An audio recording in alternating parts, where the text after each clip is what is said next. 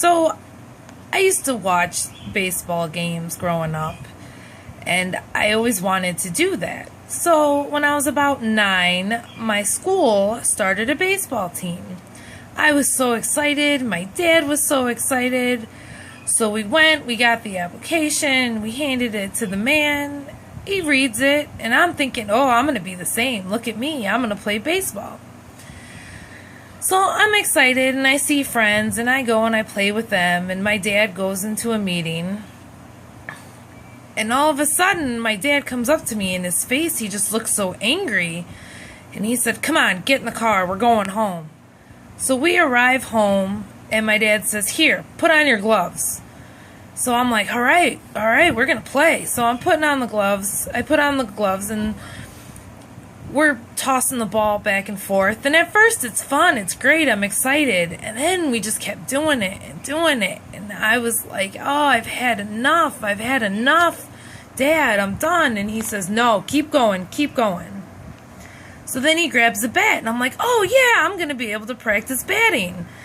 And I have the ball, and he says, no, you put the ball down. And I look, and there's the circle thing from a car, and my dad said, now you practice hitting that with the bat. You work your arm muscles. And I hit it a couple times. My dad says, no, hit it harder. So I hit it harder, and I kept going and going, continuing. Finally, my mom comes out, and she says, that's enough. And my dad says, no, she has to keep going. So 3 days I did this. So then we finally go to practice, and the man, he looks at his roster, and he looks at me, and he says, okay, you go in the outfield. Which, I mean, I didn't really understand the rules too much, or, whatever, but that was fine. So I go out there, and I'm watching the kids bat, and the ball's not even coming to me. It just kind of skips along.